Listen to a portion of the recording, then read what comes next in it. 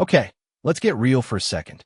You remember those creepy, gold-masked VIPs in Squid Game, right? The guys lounging around, betting on human lives like they're placing chips on a roulette table in Vegas? Yeah. Now imagine if those VIPs weren't just bored billionaires. What if they were? Former players. Microphone, pause for dramatic effect. Think about it. Who better to bet on the games than the people who've actually played them? The ones who felt the hunger, the terror, the despair, and survived. Speech balloon, what do you think?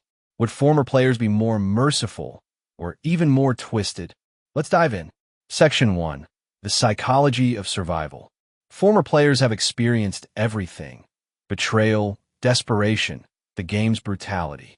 Some survive by luck, some by strategy. Now imagine them sitting in the VIP seats, sipping whiskey, judging the new batch of players. Back-end index pointing right, backstory vibe. Imagine player 021, once a quiet, timid man with a sick daughter, now a cold-blooded VIP. He survived the final game by sacrificing his best friend. He knows the pain, but now he watches others suffer just to feel powerful again. Magnifying glass tilted left psychological twist. This adds a twisted layer of post-traumatic power reversal. Instead of being grateful for surviving, they've become numb, detached, almost addicted to the pain of others, because it's the only way they feel alive anymore. Loudspeaker. Ever heard of the Stanford prison experiment? Normal people given power, and boom, instant tyrants. That's what's happening here.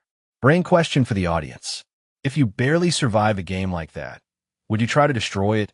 Or would you embrace the system just to make sure you're never on the losing side again? Section 2. Strategic insight. The players who bet differently. Now, here's where it gets juicy. Former players know how the games work. They're not betting randomly. They're calculating risks. Watching body language. Reading tells. Direct hit. See that contestant nervously tapping their fingers? Classic giveaway. High anxiety. Low survival odds. A former player would notice that in a heartbeat. Fire hypothetical scenario. Imagine VIP number 6, a woman who survived by manipulating alliances during the tug-of-war game. Now, she's watching a similar round. She knows exactly when a team is doomed. She bets big and wins. Light bulb, they aren't just VIPs, they're coaches, gamblers, and PTSD patients all rolled into one. Left speech bubble audience interaction. Let's play a game. Imagine you were a former player. Which game would you bet on with confidence? And which one would you avoid like the plague? Movie camera section 3. Redemption or revenge. Now, not all former players would turn into monsters.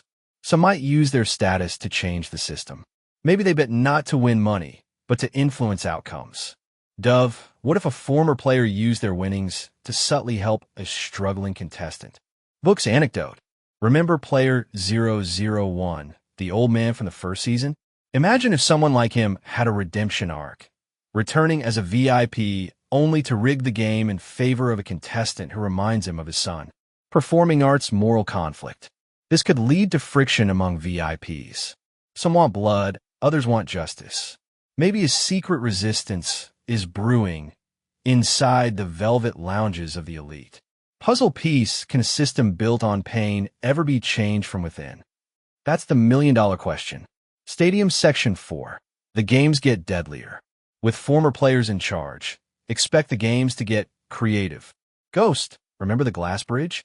Now imagine it with moving tiles. Or the honeycomb challenge, with random spice powder that triggers coughing fits during carving. These VIPs know the loopholes, the pressure points, and the emotional triggers. They're not just spectators, they're directors now.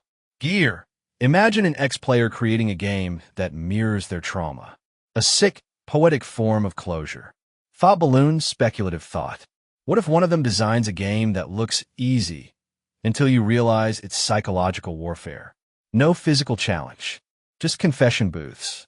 Secrets exposed, lies unraveled, friendships destroyed. Loudspeaker, would that be more humane or more cruel? Globe with meridians section 5. Echoes of reality. Does this happen in real life? Let's pull this back into the real world for a second. Former players becoming VIPs? It happens more than you think. Man Detective real-world parallels. Former child stars becoming Hollywood executives, now controlling the very system that shaped them. Ex-convicts becoming wardens. War veterans joining private military firms, fighting battles for profit, not principle. Bomb. Survivors don't always become saviors. Sometimes they become architects of new hells. Direct-hit think piece. Is this a commentary on capitalism? Trauma? The endless cycle of the oppressed becoming the oppressors? Let's face it, sometimes power doesn't heal. It just mutates the pain into something dangerous. Brain final act. Can the cycle be broken? So now we ask, if former players are the VIPs, who will stop them? Fire. Maybe it takes a new kind of player. One who doesn't want to win, but wants to end the game. What if the next generation of contestants aren't there for the prize, but to destroy the system from the inside?